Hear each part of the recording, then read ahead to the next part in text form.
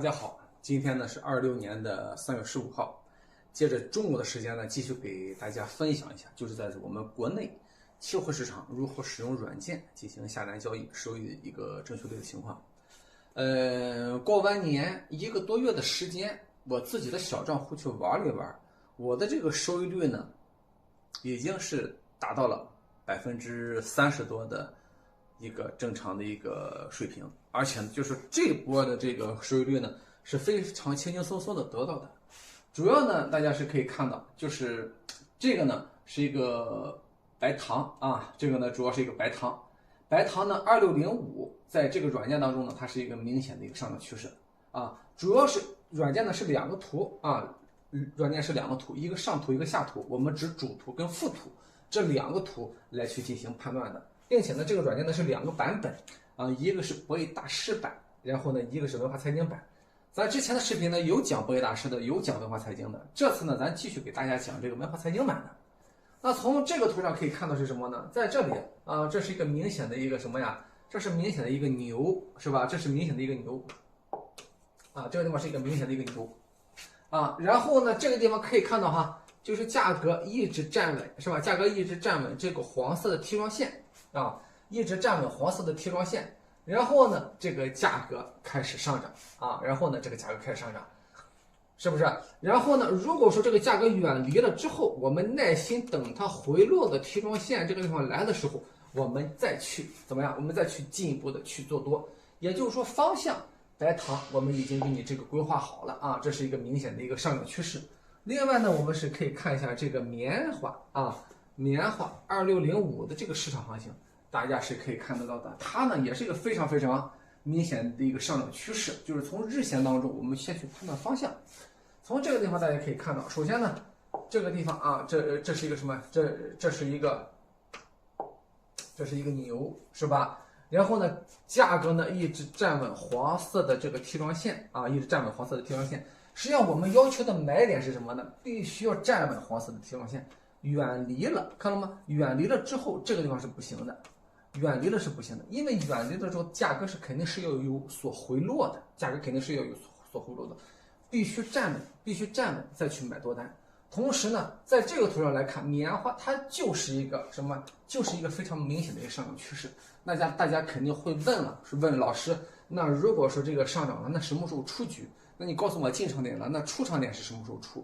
实际上是这样，当上涨的时候啊，上涨的时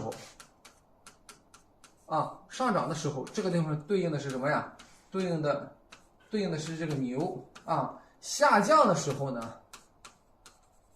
这个地方对应的是一个熊啊，这个地方是对应的一个熊。然后呢，平仓的时候啊，多平。就是要求你在这地方做多单，盈利了要出局了，这个地方是出一个红色的一个宝箱，然后呢，空单要是平仓的时候呢，这个地方要出一个绿色的宝箱，所以说呢，如果说在这个地方宝箱没有出现的话，那我们的这个多单呢，我们可以一直持有。这是在日线当中我们去给大家分析的。那有些朋友呢，他可能会用15分钟啊，那大家可以看一看了，15分钟我们切换的15分钟级别来，那会出现了一个什么情况？那大家可以看看是不是它已经出现这个熊了？它是不是已经出现这个熊了？熊是代表什么呀？熊是代表这个阶段啊，就是这个阶段我们去分析的这个周期啊，我们去分析的这个周期是可能会出现下降的。但是呢，我建议大家在做的时候以日线级别为周期，在小的周期当中尽量和日线级别的这种周期呢相同。也就是说，当它出现熊的时候，我们不建议去做，做是做哪一段呢？啊，做的话就建议去做这种的啊，建议去做这种的啊。当这个地方出现了之后呢，这个地方肯定是个熊啊，这个地方肯定是个牛。然后呢，按照这个地方啊，2个图相配合，然后呢，这是一波上涨。然后呢，我们耐心等这个地方的这个熊变成牛的时候呢，在这个地方呢，我们再去进一步的去做多单，去做这个上涨啊。然后呢，这是我们这个文华财经啊，这是我们文化财经的一个行情。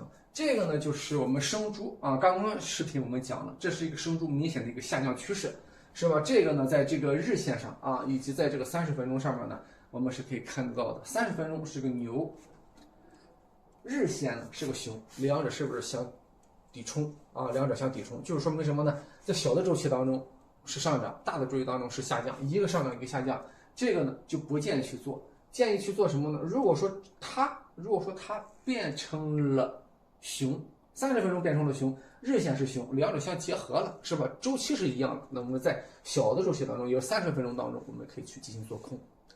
啊，有任何问题呢，可以跟我联系。